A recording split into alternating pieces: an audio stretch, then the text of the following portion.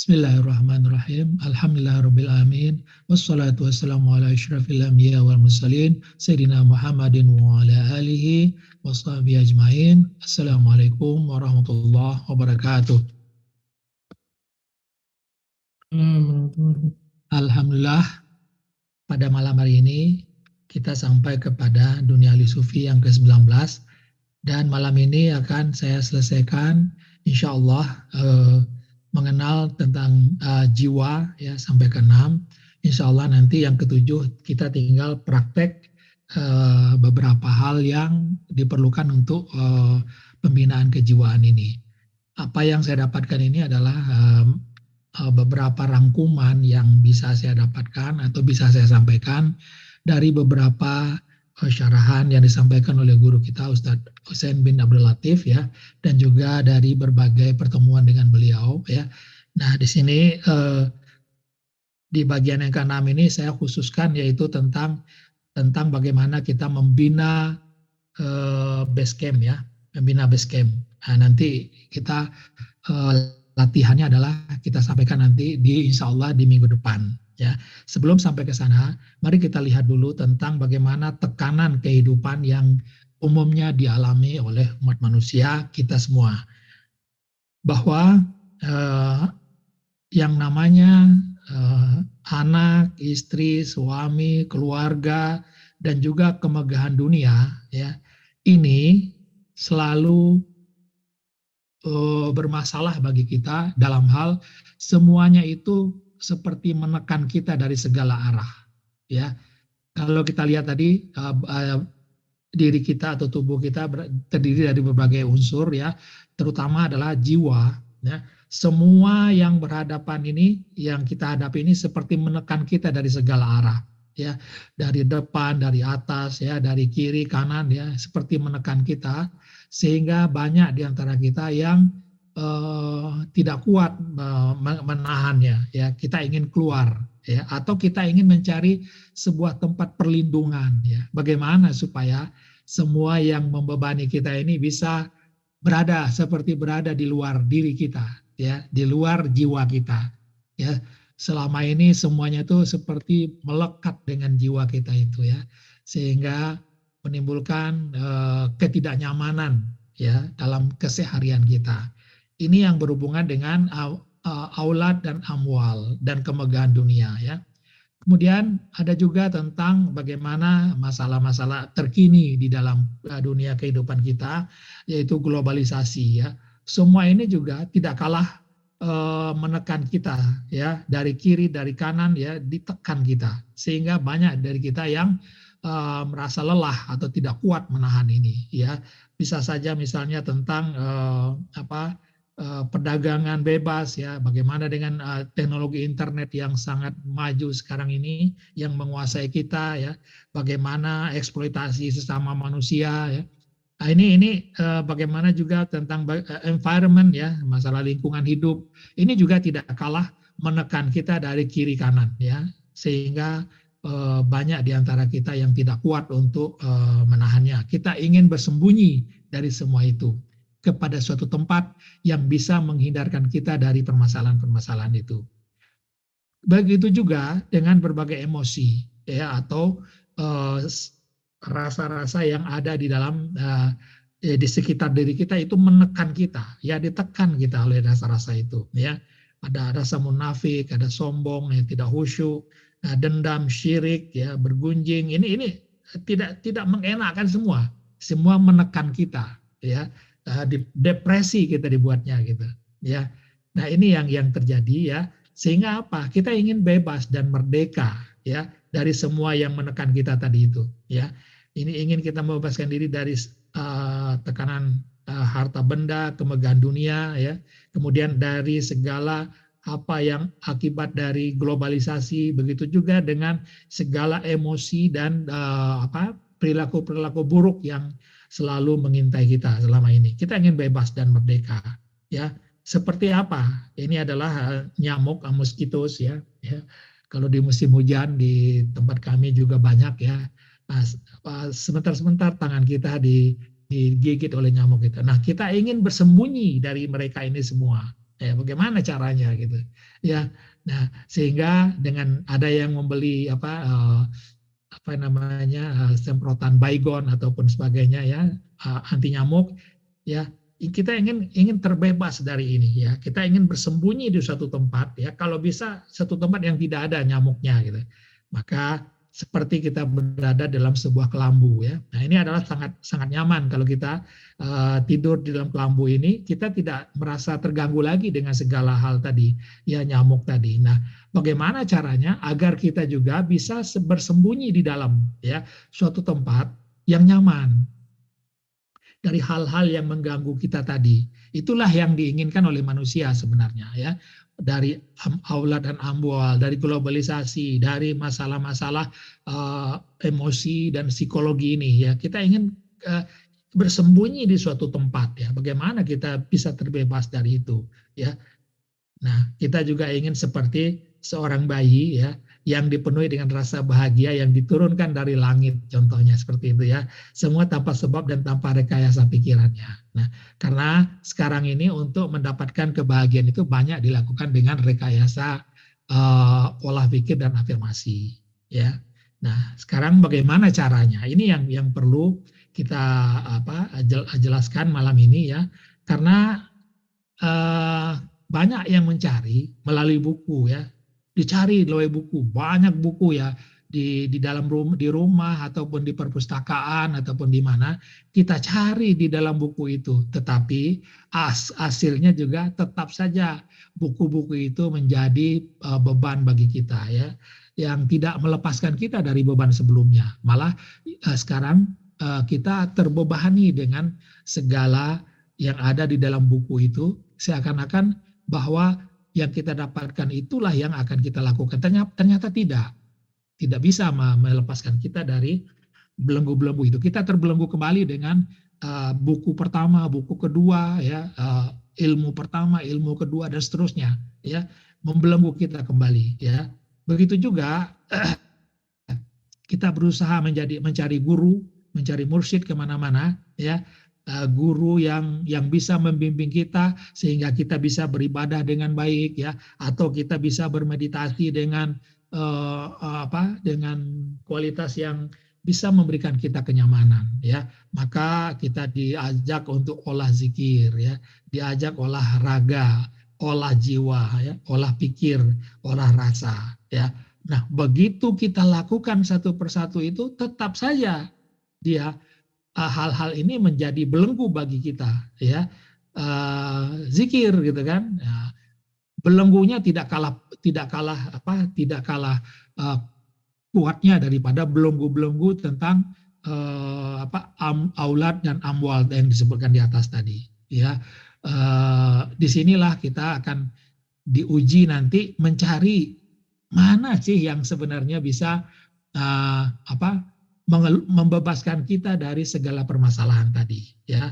Maka kita alhamdulillah perlu ya ilmu yakin tentang tentang kejiwaan ini ya. Kita sudah diberitahu bahwa dengan ilmu yakin bahwa di dalam diri kita itu ada yang disebut dengan jiwa atau spirit ya, yang terdiri dari roh ya dan hati, dan di balik itu juga ada zat dan ada yang maha halus. Nah, inilah yang nanti kita coba menjadi makhluk rohani. Seperti apa caranya? Nah, ini yang dicari-cari orang sebenarnya ya. Bagaimana orang bisa menjadi makhluk rohani ya? Nah, di dalam kajian kita nanti seakan-akan kita itu hanya seperti roh saja gitu kan. Nanti sampai di situ ya. Nah, bagaimana membuang kehidupan itu ya? Nah, kita juga sudah dipahamkan dengan ilmu yakin bahwa semua permasalahan kehidupan itu adalah dunia, aulad dan amwal yang ada di kita itu kita masukkan ke dalam minda atau hati kita. Ya, kita masukkan ke sini sehingga hati kita itu tidak tenang, tidak tentram dan banyak dibebani dengan berbagai permasalahan. Nah, bagaimana kita membuangnya? Ya, membuangnya supaya apa? Supaya bersih, ya. Minda atau hati kita ini menjadi bersih dia atau hening dia. Nah, inilah yang akan menjadikan dia tentram. Ya, hanya ini saja permasalahan manusia itu sebenarnya, bagaimana berubah dari keadaan mindanya penuh dengan berbagai permasalahan menjadi minda yang bersih atau bening. Nah, kalau kita lihat ya, cara-caranya itu hanya dua saja sebenarnya, yaitu non ahli sufi yang caranya sangat beragam ya. Kemudian cara ahli sufi. Cara ahli sufi itu sederhana, yaitu zikrullah ya, zikrullah dan juga ihsan ya. Ini yang akan menjadikan dia bening atau bersih itu. Kenapa? Ini kita yakini karena Al-Qur'an yang mengatakannya begitu. Ya, Al-Qur'an menjamin hati mereka menjadi tentram dengan mengingati Allah. Ya, ingatlah hanya ini ada satu penekanan lagi di sini. Hanya dengan mengingati Allah lah hati akan menjadi tentram. Nah, inilah yang menjadi ilmu yakin bagi seorang sufi. Ya, nah. Kemudian bagaimana untuk memantapkan kebersihan hati ini atau memantapkan zikrullah ini, itulah yang disebut dengan adanya base camp bagi kita di dalam minda kita. Ya. Apa maksudnya? Base camp adalah tempat para pendaki gunung beristirahat sementara. Seperti itu dia, ya. Kalau orang mendaki gunung, ya, sebelum mencapai puncak, mereka akan beristirahat sementara di suatu tempat, ya, biasanya di pertengahan gunung. Ya, kenapa harus beristirahat? Karena mereka harus menyiapkan persediaannya, menyiapkan perlengkapan yang diperlukan untuk mendaki yang ke atas lagi, karena di atas itu banyak huru-hara ataupun cuaca yang tidak mengizinkan. Nah, di base camp juga lah para pendaki itu menunggu cuaca yang bersahabat untuk melanjutkan perjalanan. Nah, ini konsepnya di situ, ya. Konsep base camp itu adalah tempat berehat sementara, ya, sambil bersiap-siap, ya, berjaga-jaga. Begitu saatnya saatnya memungkinkan langsung naik lagi. Nah, itu base camp itu. Jadi ini konsepnya seperti itu. Jadi di pertengahan jalan di sini adalah ada tempat yang nyaman di sini, yang tidak sama dengan di puncak, ya. Di sini semuanya masih bisa dijalani dengan tentram, ya, dengan baik, ya. Nah, di sini orang menunggu, ya. Nah, bagaimana dengan di dalam spiritual, ya, di dalam base camp, di dalam ahli sufi dikatakan begini, bahwa sesungguhnya apabila hambaku mendekatiku sejengkal, maka aku mendekatinya sehasta. Nah, jadi nanti kita lihat, apabila mendekati sehasta, aku mendekatinya sedepa, dan apabila dia mendekati aku sedepa, aku akan datang menemuinya lebih cepat lagi. Jadi bagaimana? Nah, ini ingatan Allah itu dinaikkan sejengkal ke atas, ya, naikkan sejengkal, ya, naik sejengkal atau naik sehasta, ya. Nah, kita cukup naik sejengkal saja, nggak usah sampai sehasta atau sedepa, ya. Nanti naik berikutnya ya itu nanti akan ada sebuah tarikan nanti untuk naik itu, ya. Nah, ini yang disebut dengan konsep base camp. Bagaimana agar ingatan ini lebih tajam atau lebih fokus sehingga ingatan itu akan bermastutin atau akan permanen dia di atas kepala kita itu. Karena kalau di dalam kepala ini tidak terlalu fokus nanti ingatan kita itu. Hanya itu saja, ya. Cukup naiknya sejengkal, ya. Nah, bagaimana naiknya ini nanti ada cara-caranya yang diajarkan oleh ustadz kita, ya. Naik sejengkal, apakah disitulah nanti ada balasan Allah tentang ingatan kita ataupun apa-apa yang kita sampaikan kepada Allah. Dan itu terjadi apakah dalam mata tertutup atau mata terbuka, ya. Kalau mata terbuka dia disebut pintu depan, ya. Kita melihat dalam kehidupan keseharian, tetapi ingatan kita kepada Allah tetap tidak berubah. Nah, ini yang sesederhana itu konsep dari base camp sebenarnya. Sehingga apabila kita berjalan, apabila kita duduk, apabila berbaring, apabila kita sholat dan sebagainya, ingatan Allah itu tetap ada di dalam minda kita. Nah, ini yang disebut dengan base camp. Nah, lalu bagaimana membinanya, ya? Membinanya inilah yang akan kita bahas, kita detailkan nanti, ya. Ada dua jalan. Yang pertama adalah jalan ahli sufi, yang kedua adalah jalan yang sulit dan berliku. Nah, kita lihat dulu yang jalan sulit yang berliku ini seperti apa, ya. Kenapa harus kita lihat di sana? Karena disebut sulit itu ada objek pikir perantara di dalam pengolahannya itu. Nah, kita diminta dibuat berputar-putar ya, berkeliling-keliling saja di dalam objek pikir sementara itu. Nah, inilah yang disebut dengan kalau di dalam istilah-istilah ahli sufi, objek pikir perantara ini boleh jadi dikatakan dia itu adalah syirik, ya, ala berhala, ya, karena bukan Tuhan gitu. Ya, kemudian setelah berputar-putar lama ya sampai suatu saat baru bisa naik ke base camp ya. Tetapi ya hati-hati di sini ya, kalau jalan-jalan yang seperti ini tidak ada ingat kepada Allahnya, maka base camp itu akan menjadi kosong. Tidak ada penjaganya, ya. Maka disitulah nanti akan muncul tumpangan-tumpangan ataupun gangguan-gangguan ataupun ajaran-ajaran yang disampaikan oleh siapa? Oleh setan ataupun korin, ya. Nah, di sini ciri-cirinya adalah orang-orang akan merasa suci, hebat, sakti, bisa merasa menjadi Thor ya ataupun juga dewa-dewa ya, yang mempopulerkan makhluk di sini, ya. Inilah ciri-cirinya, ya. Makhluk yang populer di sini. Ada yang populer adalah gurunya, ada yang populer adalah muridnya, ada yang populer bagaimana metodenya, ada yang populer zikirnya gitu ya. Ini yang akan membebani kita. Ya, disinilah muncul keakuan yang sangat besar di sini, ya. Nah, mari kita lihat beberapa contoh saja ya tentang jalan yang sulit ini, ya.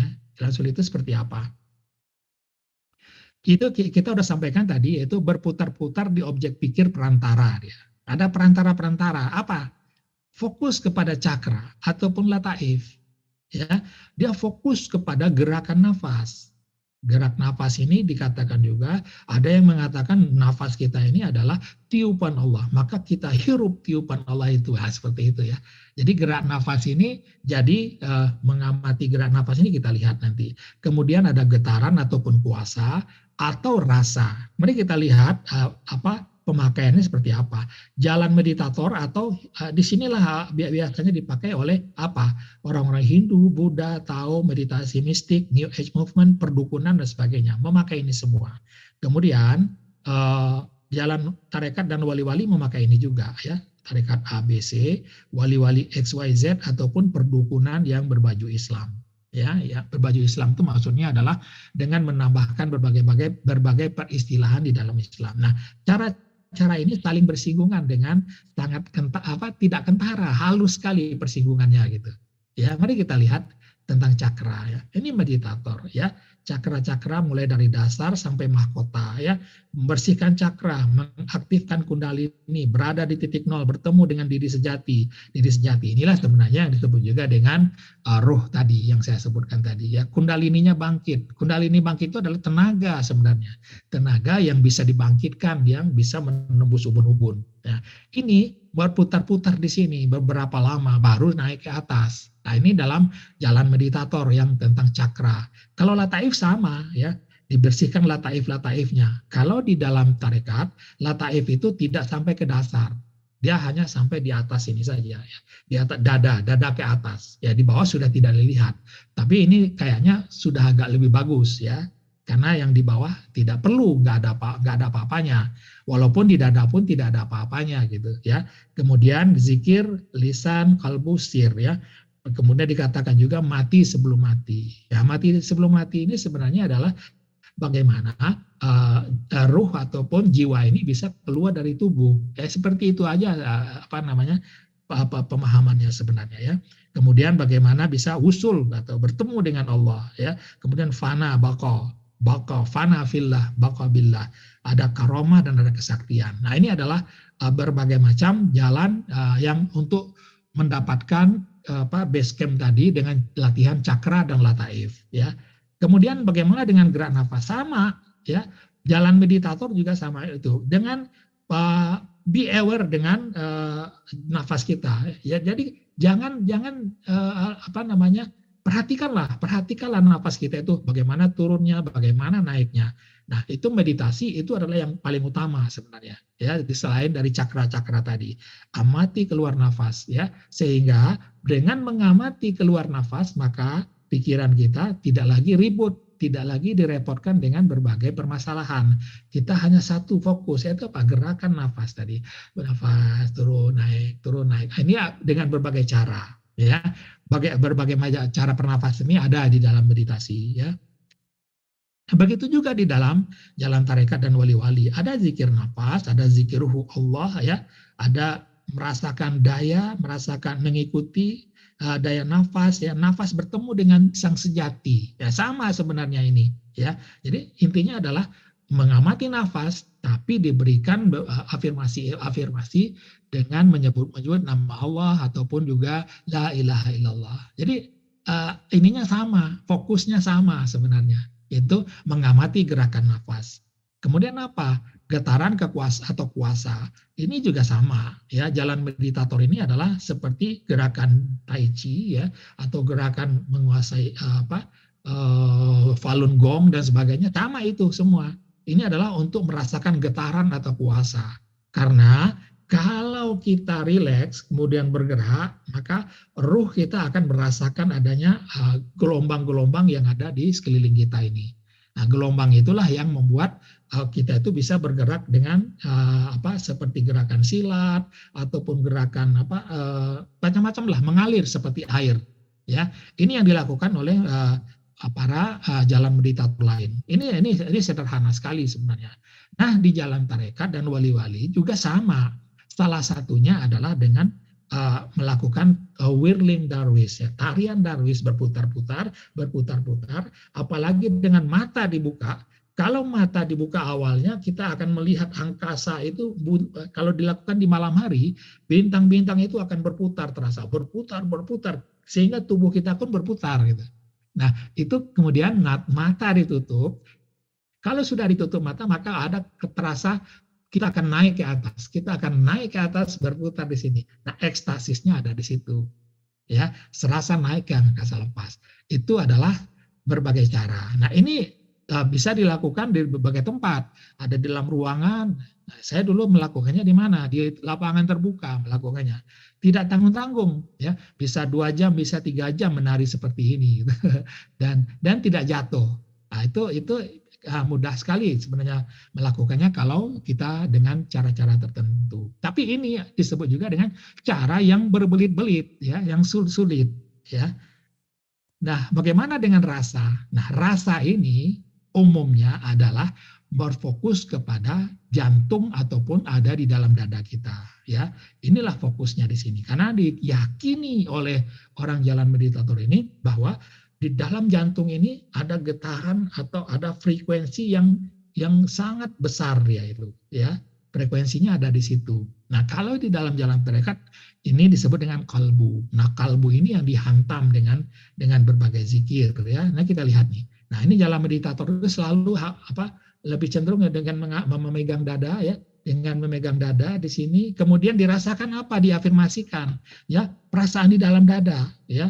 Kemudian imajinasinya bisa duduk di pantai atau memang duduk di pantai betulan, ya, dengan mendengarkan suara-suara dari alam semesta. Nah, kemudian afirmasinya macam-macam. Kita memaafkan diri kita, memaafkan orang lain, aku ridho, aku menerima, ya. Kemudian yang terpenting di sini adalah senyum. Ya. Senyum pun bisa menimbulkan rasa tadi, ya. Tetapi ini rasa yang ya hanya tidak lama kalau rasa-rasa seperti ini, ya. Kemudian dengan afirmasi bahagia, kita tuh hidup di dunia ini bahagia. Nah, ini kemudian dengan sekedar melayani orang. Nah, ini adalah afirmasi-afirmasi yang bisa dilakukan oleh siapa saja, ya.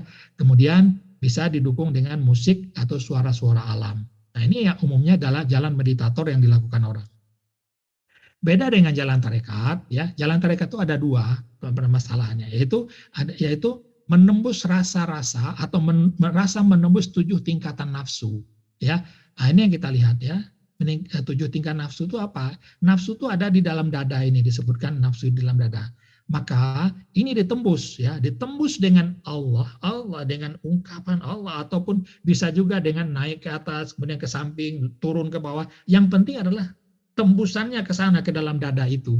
Nah, seakan-akan masuk terus ke dalam dada itu, ketemu dengan ruh.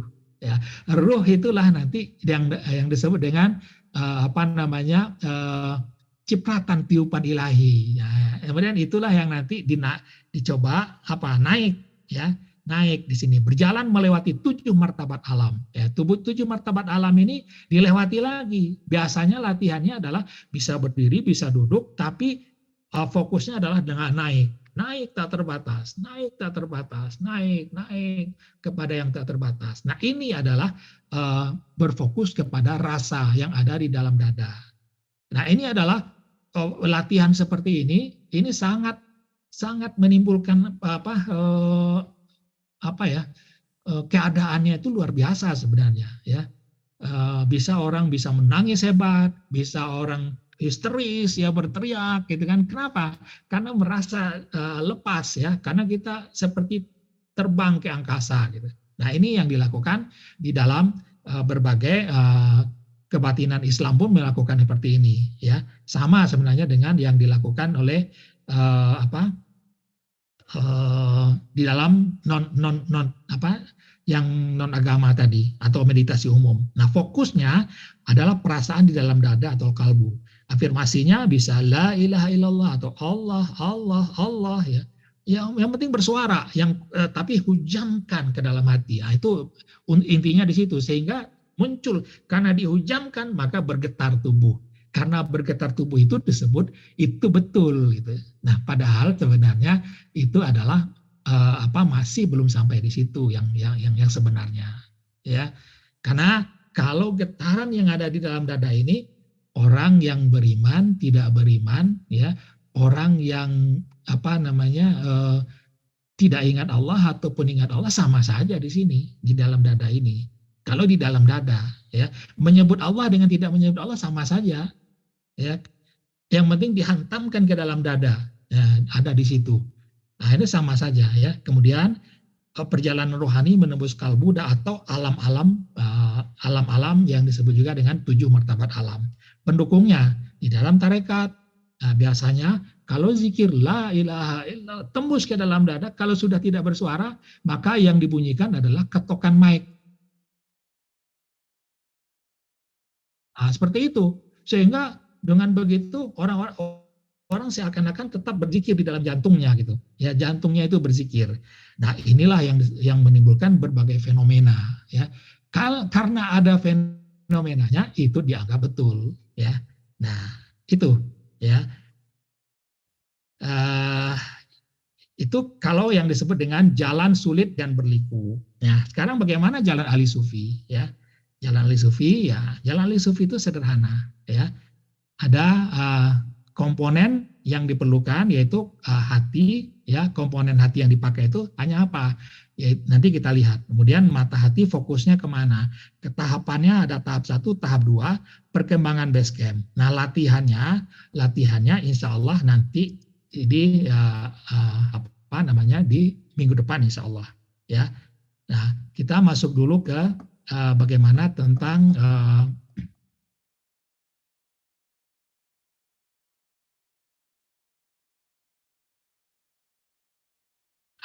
masuk kita kepada tahapan atau yang perlu kita pelajari malam ini, yang kita selesaikan malam ini, yaitu jalan ahli sufi ya. Pertama komponennya, komponen yang hati yang terlibat ya. Di sini kebanyakan hanya 2 ya. Pendengaran agak jarang ya, walaupun pendengaran juga kadang-kadang bisa dipakai. Itu apa? Hati ingat Allah itu ya, kemudian bisa di base camp ya, atau juga bisa di pintu belakang. Itu tergantung dari bagaimana mata hati kita nanti memfokuskannya. Jadi mata hati fokus. Ini saja sebenarnya yang terlibat itu ya.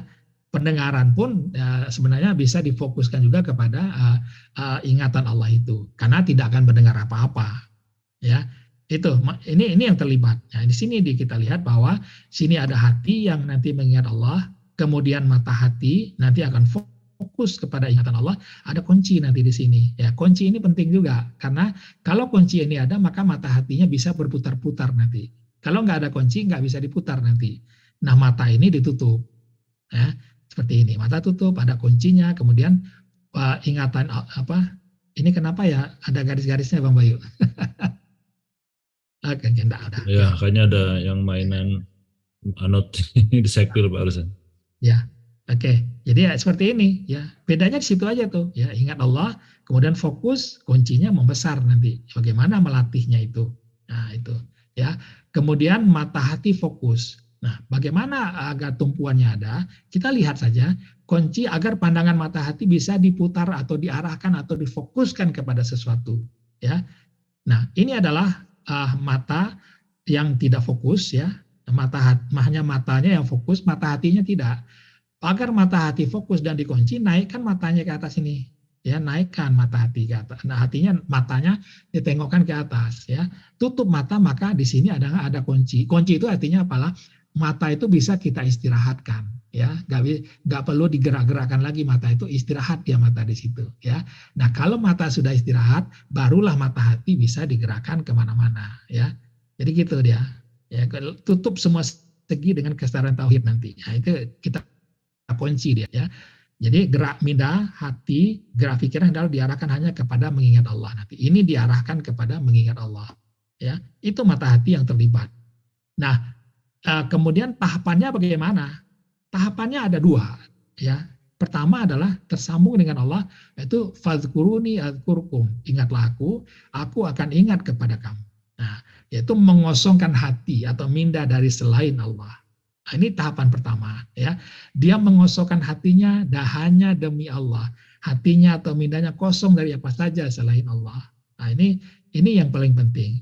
Pada lahirnya mereka melihat barang-barang dan benda-benda di pasar atau pekan, tetapi dalam mata hati mereka yang mereka nampak ialah Allah ataupun yang maha halus nanti. Ini yang berikut-berikutnya lagi nanti, ya. Nah, kemudian amwal atau aulad itu sudah tidak melalaikan lagi, ya, dari ingat kepada Allah, ya. Lelaki yang tidak dilalaikan oleh perniagaan dan juga tidak pula oleh jual beli dari mengingati Allah. Nah, penuhkan hatimu. Nah, ini bagaimana memenuhkan hati dengan ingatan kepada Allah ini, insya Allah nanti di minggu depan kita latihkan, ya. Nah, pada lahirnya mereka lihat yang di pasar tadi ya, bagaimana mereka melihat barang-barang atau benda-benda ya, namun di dalam mata hati mereka yang mereka nampak ialah wajah yang maha halus, ya itu tadi ya. Nah, kemudian seperti ini yang tadinya yang ada di dalam minda kita adalah aulad, amwal dan kemegahan dunia, ya, kemudian bertukar dengan ingat kepada Allah, bersih, ya, ingat kepada Allah, ya. Apakah dalam keadaan mata terbuka ataupun mata tertutup, sama dia, ya, hilang dia. Ingat kepada amwal, aulad, kemegahan dunia, harta, ya, atau anak keturunan, ya. Kemudian ingat kepada Allah, maka kosong dia. Kosongnya. Walaupun mata terbuka, mata tertutup sama keadaannya, ya. Nah, kemudian ya hanya dengan mengingat Allah hati ini akan tentram. Seperti yang kita sebutkan tadi, mengingat Allah seperti ini akan tentram dia. Itu saja. Ya, Al-Quran mengatakannya begitu. Kemudian menjadi tenang kulit dan hati mereka di waktu mengingat Allah. Nah, dia tentram ya seperti lautan yang tenang dan tidak berkocak. Ya, itu dia seperti ini. Ya. Kemudian itu tahapan pertama. Kalau sampai di tahapan pertama saja, ya nggak apa-apa, sudah bagus ya. Kita sudah bisa terhindar dari berbagai permasalahan tadi, berbagai cara-cara yang aneh-aneh ataupun yang sulit yang untuk kita lakukan ya. Yang mungkin hanya bisa dilakukan yang seperti itu oleh orang-orang yang khusus-khusus saja gitu, ya. Yang ya mungkin orang ya wali-wali lah yang bisa begitu gitu. Nggak tahu juga kita ya. Kemudian tahap kedua apa? Nah, ini tahap keduanya. Setelah minda kita atau hati kita penuh dengan ingatan kepada Allah, baru bisa naik. Naik berapa? Naik mendekat sejengkal atau tadi, Ya, bagaimana ya, naik sejengkal atau naik sehasta tadi ya? Bagaimana caranya? Ini apa? Inilah yang kita lakukan nanti, bagaimana caranya. Ya, setelah ada tahap 1 dan tahap 2 ini, maka akan ada perkembangan dari basecamp tersebut. Nah, ini kita lihat bagaimana perkembangannya ya. Ustadz kita sudah mengatakan bahwa itu ada beberapa tahap, yaitu ada tahap link atau ingatan kepada Allah sampai kepada basecamp. Inilah yang bisa kita latihkan ya, bisa kita coba di rumah, kita coba terus ya, sehingga mendapatkan apa? Suatu keadaan yang ada nanti seperti apa di basecamp itu. Nah, berikutnya apa? Berikutnya adalah kayak fana, alam maya sakinah, alam maya, ambayan light dan sebagainya. Ini bukan urusan kita lagi sudah. Ya, ini adalah pemberian Allah. Sampai di mana kita nanti diberikan oleh Allah ya terserah saja. Tapi sampai di sini saja sudah sangat luar biasa. Ya, kita bisa terbebas dari segala permasalahan kehidupan yang kita hadapi ya sebelumnya. Ya, nah itu. Nah, kita minta link rangkaian maya atau rangkaian pribadi maya, atau di situ adalah rangkaian rahasia. Nanti kita lihat. Disitulah nanti tempat kita melakukan komunikasi dengan Allah ya. Nah, nanti baru muncul pengalaman-pengalaman rohani ini yang tergantung dari kita akan diberikan oleh Allah apa. Nah, ingat Allah ya. Kemudian naik sejengkal ya. Nah, inilah yang disebut dengan link itu, ini ingat Allah ini ya. Link itu adalah ingat Allah. Nah, maka ada sambungan kita dengan Allah itu dengan ingatan itu. Ya. Maka dikatakan ya, aku ingat engkau, aku ingat kamu, kata Allah. Nah, disinilah link itu ada ya. Dari ingat kepada Allah ya, lama-lama dia menjadi sebuah link sehingga dia seperti tersambung dengan Allah ya, tersambung. Nah, kemudian senantiasalah kita zikrullah dan yakin dengan hakul yakin bahwa link kita bersambung kepada Allah karena dia lebih dekat dari ulat nyawa kita dan memakbulkan doa apabila kita berdoa kepadanya. Nah, ini adalah suatu afirmasi kita ya. Kemudian Allah juga sudah berjanji bahwa apabila kita ingat dia akan ingat kita. Malahan dia mengingat kita lebih cepat dari mengingati kita ya. Kita sejengkal dia sedepa, dia sehasta dan sebagainya, duluan dia ya. Nah itu. Nah, kemudian selalu on atau sambungkan link kepada ilahi sehingga merasa kesedapan ya, kesedapan untuk link itu di setiap saat. Seperti seorang yang ketagihan bermain video game, dia akan melekat terus di depan komputernya. Seperti itu ya. Ini ya, kalau sudah anak-anak sudah bermain ini, bapak-bapaknya juga seperti itu. Kalau sudah asyik, udah linknya sudah ada kepada komputer game itu, maka apapun juga tidak akan terasa oleh dia. Dipanggil pun diam gitu ya, nggak akan mau menyahut gitu. Ya paling manggil jawabnya ya gitu, ya. Nah, ketagihan kepada link ini akan membawa kepada terbinanya virtual private network atau rangkaian pribadi maya yang mana kita bisa menghantar berbagai files. Filenya seperti itu ya. Ada yang tadinya hanya link seperti ini saja kecil mungkin ya. Lama-lama dia menjadi besar ya, menjadi sebuah rangkaian virtual. Ya di sanalah mengalirnya rahasia antara hamba dengan Allah, Allah dengan hambanya. Ya. Nah, itu apa? Nah, disinilah bisa kita sampaikan apa? Doa kita, puja-puji kita, penghormatan kita, kerinduan kita, kecintaan kita, persujudan kita, semua kita sampaikan di situ. Kita sampaikan, ada sebuah tempat kita untuk mengantarkannya di situ gitu. Nah, satu saat nanti itu dibalas oleh Allah. Balasan ilahi, ilham atau petunjuk, inilah yang nanti akan membuat kita gembeng itu di situ datangnya. Ya, ada suatu balasan dari Allah gitu, ya. Nah, dan ini rahasia sekali, ya. Tidak ada yang tahu, ya.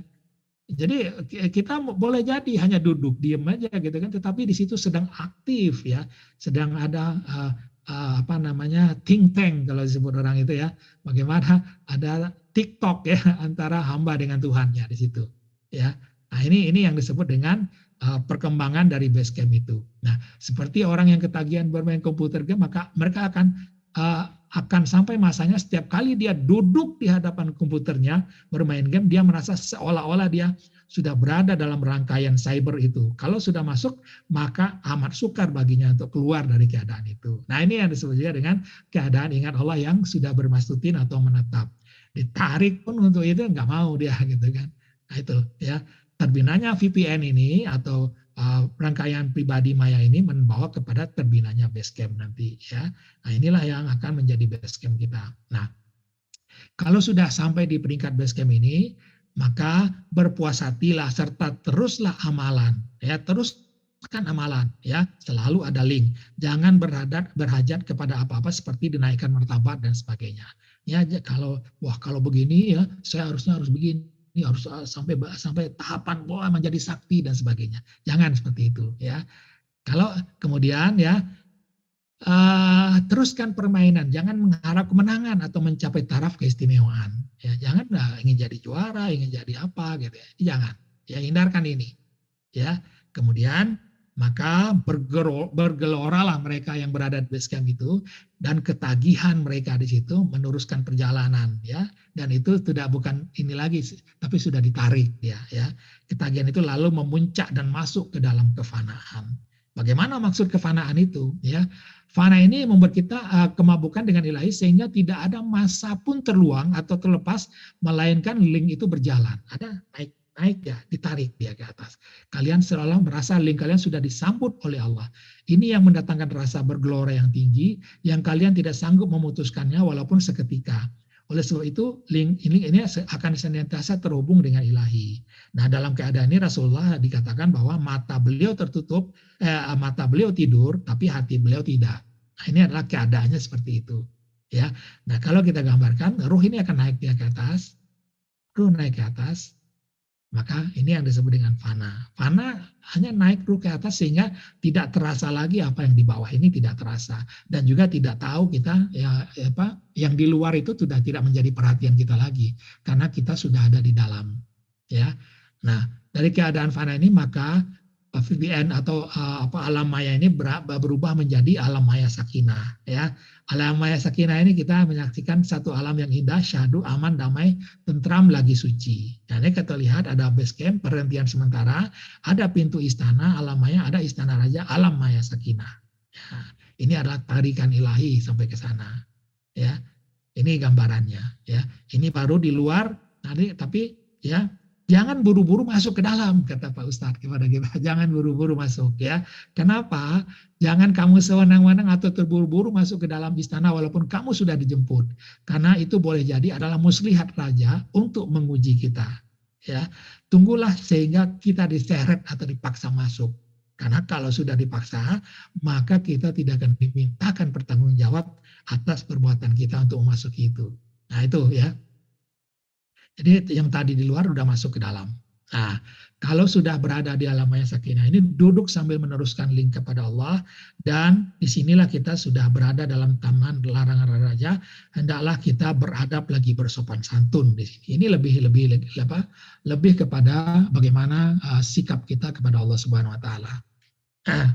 Nah, kita akan mengalami bermacam pengalaman seperti dibawa masuk ke tempat yang kita tidak kenali ya. Rasulullah dikatakan sering dibawa kepada berdekatan dengan surga sehingga tangan baginda itu bisa menjulur kepada daun-daun surga. Nah, Rasulullah mengalami keadaan hal ini sebanyak 100 kali dalam sehari paling tidak. Nah, kalau kita berapa lama ya terserah Allah saja ya. 1 kali pun nggak apa-apa. Kalau nggak pun nggak apa-apa gitu. Nggak usah jadi perhatian kita, atau yang penting kita sudah membina Basecamp kita ya. Nah, itu adalah perkembangan Basecamp-nya. Kemudian latihannya ya, cara-cara latihannya saja, yaitu cara bagaimana mengenal hati, bagaimana memenuhi hati dengan ingatan Allah, merasakan diri berada di dalam, masuk ke dalam minda, naik sejengkal. Ini adalah cara-caranya. Nah, latihannya minggu depan. Caranya mau mengenal mata hati ya, ini tadi ya sudah kita gambarkan. Nah, mata hati ini bisa kita latih kalau dia sudah dikunci ke atas ya, maka seakan-akan mata hati itu bisa terlepas dari mata batin, masa lahir kita. Dia lepas, sehingga mata hati itu bisa kita gerakkan ke kiri, ke kanan, bisa ke depan, bisa ke kiri, bisa ke belakang, ke kanan, gerakan begitu bisa dia, mata hati. Tapi kalau mata lahiriah ini tidak dikunci, tidak dibawa ke atas ya, tidak akan bisa kita, sulit untuk memutar mata hati ini, ya, mutar hatinya. Maupun dia ke atas ubun-ubun. Nah, mata hati bisa ke ubun-ubun, bisa putar-putar keliling-keliling. Ini saya latih dulu lama nih. Muter-muter kiri kanan, bolak-balik, bisa ke depan, ke atas, ke bawah. Ya. Nah ini bisa dilatih, mata hatinya bisa dilatih. Nah kalau di tarekat tadi mata hati ditumpukan, dilihatkan ke dalam apa? Ke dalam jantung atau dada. Nah bedanya di situ. Kalau di meditasi mata hati ditumpukan kemana? Di titik-titik yang dikatakan ada di situ cakra tadi. Nah disitulah diolah cakranya, dibundar-bunderin, kemudian dikasih warna macam-macam gitu ya. Nah itu. Ya, ini mata hati ya, dibawa ke depan, dibawa ke samping, ke belakang ya. Ini adalah cara melatih mata hati nanti ya. Ini akan kita coba di minggu depan ya. Kemudian memenuhi hati dengan Allah ya, dengan ingatan Allah. Tadi sudah ini ingatan Allah ya, kita bawa dulu paling sederhana dan paling mudah. Ini yang saya lakukan ya dari dulu ya.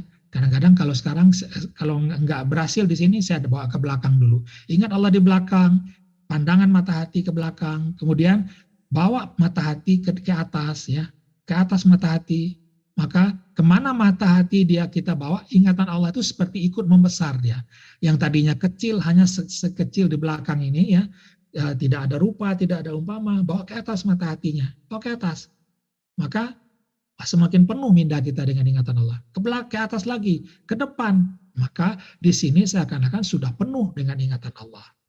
Ya, ini cara memenuhi ingatan Allah di dalam minda kita. Ya, tapi ini harus sudah ada dikunci dulu. Tadi kan dikunci, ingat Allah apa? Naikkan mata hati ke atas, mata ke atas, ya kunci di situ. Ya, sehingga terasa ada kunci di sini. Ada keras lah sedikit, ya, maksudnya di situ.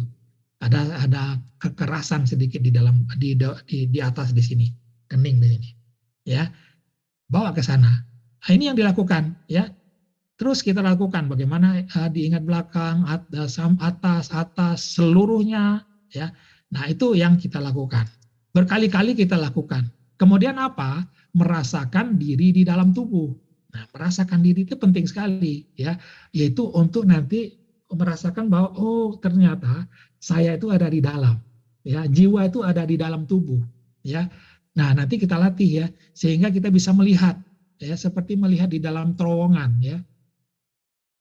Mata kita lewat corong mata itu, ya.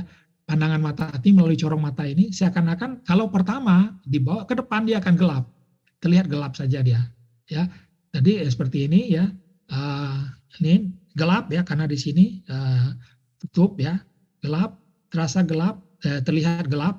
Kemudian begitu kita buka sedikit ya, hanya sedikit yang bisa kebuka ya, nggak bisa kebuka semuanya, hanya sedikit saja ya. Seakan-akan kalau kita buka seperti ini mata kita seperti mata kuyuh ya, terbuka separuh atau mungkin nggak sampai separuh, sedikit saja kebuka seperti ini ya. Nah itu namanya sudah ada dikunci itu ya. Nah kemudian mata tidak bisa dibuka ya. Nah, biarkan mata tidak bisa dibuka ya, karena inilah yang akan menjadikan mata hati kita bisa bergerak kemana-mana. Nah, ini yang paling penting ya, adalah untuk merasakan berada di dalam. Nah, nanti untuk merasakan di dalam itu adalah mata hati itu dorongkan ke depan sedikit, menyentuh mata, kemudian dorong lagi ke belakang, dorong lagi ke depan, seakan-akan mata hati itu menyentuh mata, kemudian agak renggang, menyentuh mata, agak renggang, menyentuh agak renggang, seperti itu. Sehingga lama-lama kita akan seperti berada di dalam. Kalau sudah merasa di dalam itu, baru kita bisa lihat kemana, masuk ke dalam tangan. Di dalam tangan pun ya kita dorong juga, ya. Ruh itu tenaga itu kita dekatkan dengan tangan ya, caranya sederhana ya, kita kejangin tangan dikit, itu bisa saja seperti itu ya.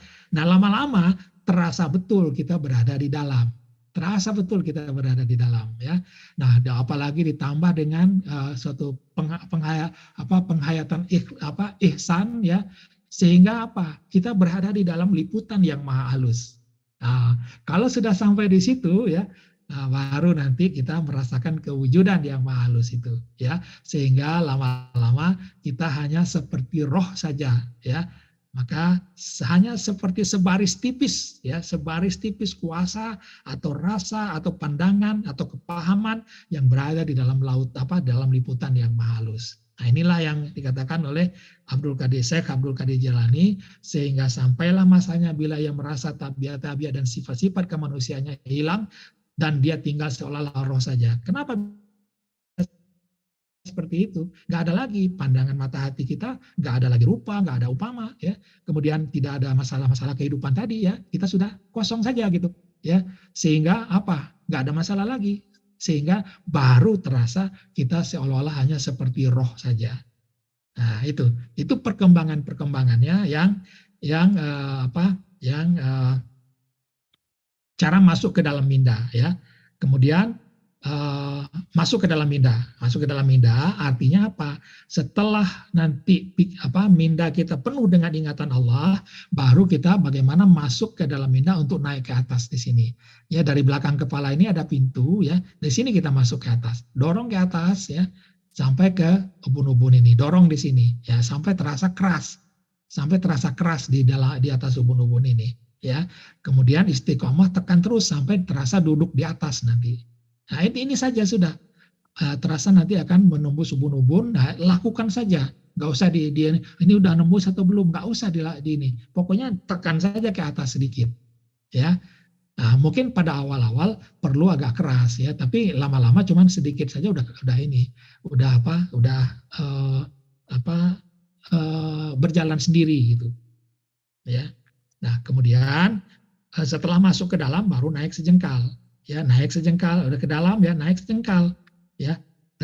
Tekanannya bisa dari seperti ada terowongan ini atau apa, ya, ada saluran dari tengkuk kita mendorong ke atas, kemudian mata hati baru tengokkan ke atas nanti, ya. Nah, itu dia, tengokkan ke atas mata hati, tengokkan ke atas, dan kunci ini juga semakin keras dia. Oh, ini yang buat kita fokus ingatan kepada Allah, fokus ingat, ya, istiqomah di situ. Ya, nah disitulah nanti ada disebut dengan base camp itu di situ. Ya, disinilah tempat kita menyampaikan segala penghormatan kita, pujaan kita, dan persujudan kita dan balasan Allah ada di situ. Ya, istiqomah di situ. Ya, maka diberitahu duduklah di tempat kamu dan jangan melampaui batas sehingga didatangi jalan kepada kamu dari Allah yang memerintahkan kamu duduk di mana kamu berada. Jadi Allah yang menentukan kita nanti, ya, mau di sini, di situ, di sana, dan seterusnya, ya. Berpuasatilah kamu dengan apa yang ada padamu sehingga datang takdir Allah meninggikan tarafmu, ya. Nah, nanti juga akan apa? Semuanya ilham, petunjuk, ya, itu ada datang dari situ. Ya, disitulah munculnya ilham dari Allah, ya. Kalau kita bingung tentang sesuatu, kita duduk di situ, datang petunjuk, ya, datang pemberitahuan dari Allah. Maka lakuannya dan lakuan hamba saja, ya, yang diperintahkan oleh Allah. Nah, ini perkembangan cara-cara melatihnya. Lalu bagaimana latihannya? Next time, ya, karena kita akan latih nanti. Ya, dalam 1 jam itu semua yang kita sampaikan tadi akan kita latih mungkin 15 menit, ya 1 jam nanti insya Allah latihan semua isinya nanti di minggu depan itu.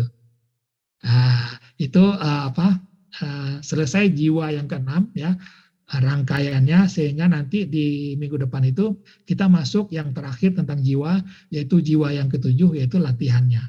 Bagaimana latihan untuk membina base camp.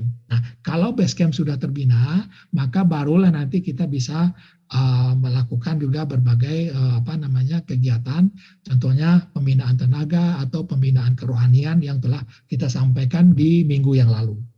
Ya, itu Bang Bayu, ya, pelajaran atau sampaian saya malam ini.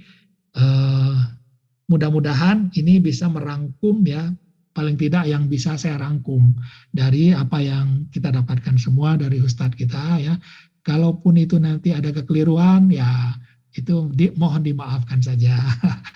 Maklumlah kita semua adalah sama-sama belajar dari Ustadz kita, Ustadz Husain bin Abdul Latif. Demikian, billahi taufiq wal hidayah. Assalamualaikum warahmatullahi wabarakatuh. Waalaikumsalam warahmatullahi wabarakatuh. Terima kasih banyak Pak Deka. Alhamdulillah, sahabat semuanya. Sangat jelas, sangat clear kesimpulannya daripada kita ngalamin sendiri sudah disimpulkan sama Pak Deka yang jadi tidak perlu mengalami perjalanan yang berliku-liku ya sudah sudah memberikan jalan yang sederhana yang insya Allah kita bisa lakukan semuanya. Baik Pak Deka, seperti biasa 10 menit untuk zikrullah. Silakan Pak Deka. Ya, ntar kita masuk satu aja yang ini yang apa yang ntar yang ntar mana dia? Nah, ini.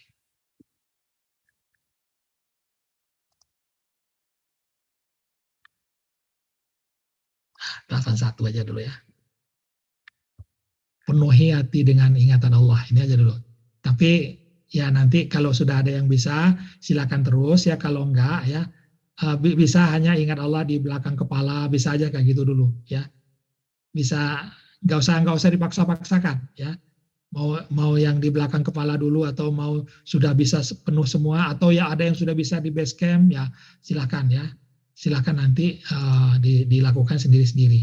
Ya.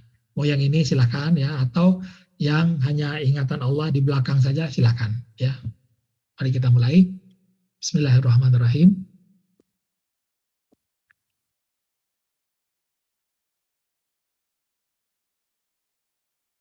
Dari yang sebelumnya kita ingat berbagai berhala ataupun kehidupan dunia ya, kita ingat kepada Allah. Ya, usahakan ingatnya.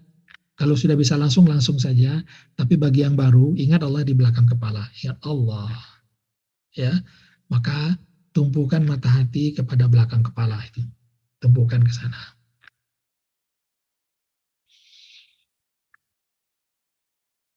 Tapi mata hati atau mata batin, mata lahir sudah dinaikkan ke atas dulu ya. Kemudian istirahatkan. Istirahatkan itu nggak usah diingat-ingat lagi. Karena kalau dia istirahat, mata hati sudah bisa ditengokkan ke belakang. Allah. Tengok ke belakang, mata lahir istirahat sudah. Yang hidup adalah mata hati, fokus kepada ingatan Allah.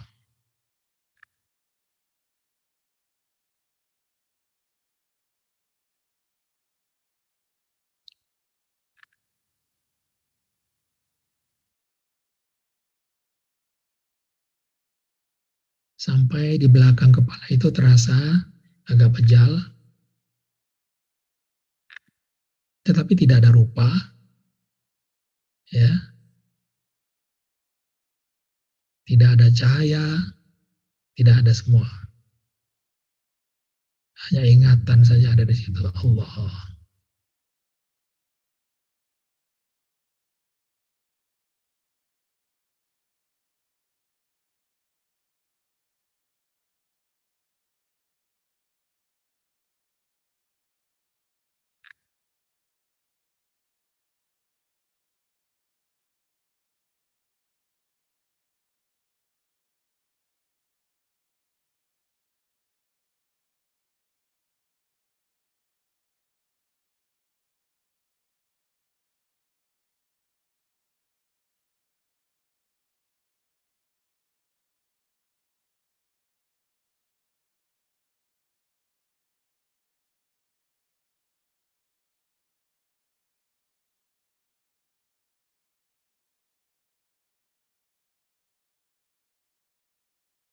Mata hati tumpukan ke ubun-ubun, ingatan Allah membesar, sampai ke ubun-ubun juga dari belakang kepala.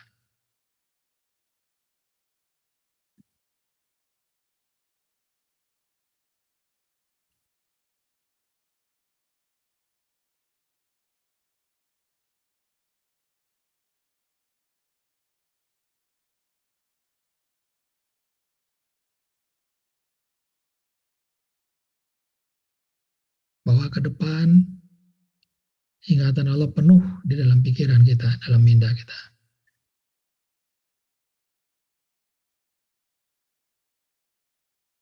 Kalau ingin coba buka mata, buka matanya pasti hanya kebuka sedikit saja, ya. Kalau bukanya sedikit berarti sudah betul. Tutup lagi, dah. Kemudian ingat Allah sudah.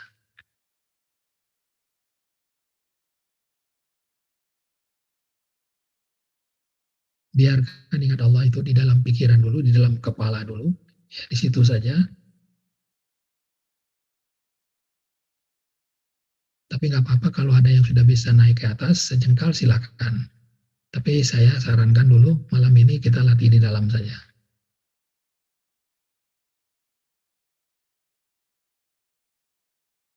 Tengokkan mata hatinya kemanapun juga, ke kiri, ke kanan, ke belakang, ke atas. Ingatan Allahnya sama, nggak ada perubahan.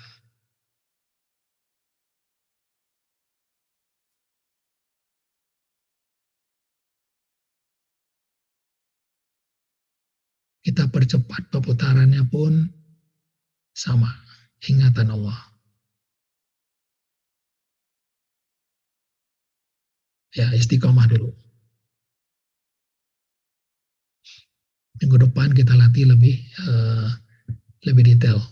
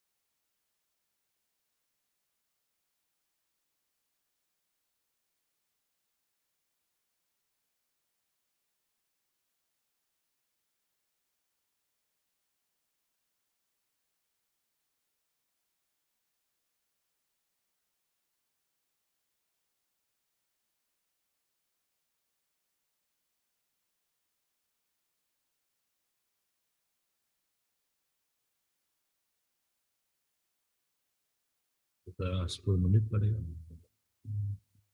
Ya, alhamdulillah kita sudah melatihnya sebentar tadi zikrullah ya.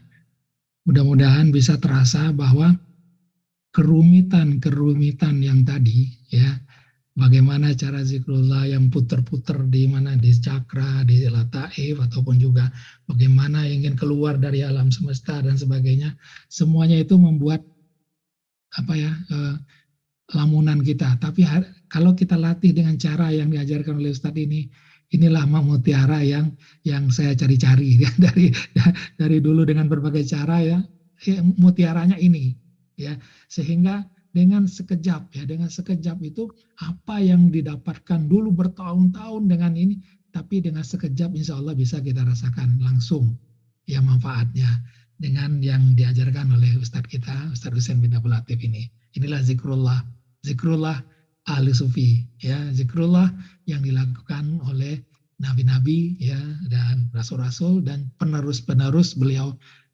warasatul anbiya ya. Demikian mudah-mudahan nanti kalau ada yang sudah bisa melatih, jangan lupa istiqomah melatihnya dan jangan ragu-ragu untuk apa? Untuk bereksperimen ya, eksperimen aja. Saya juga sering bereksperimen. Kalau ini gimana ya? Apa namanya?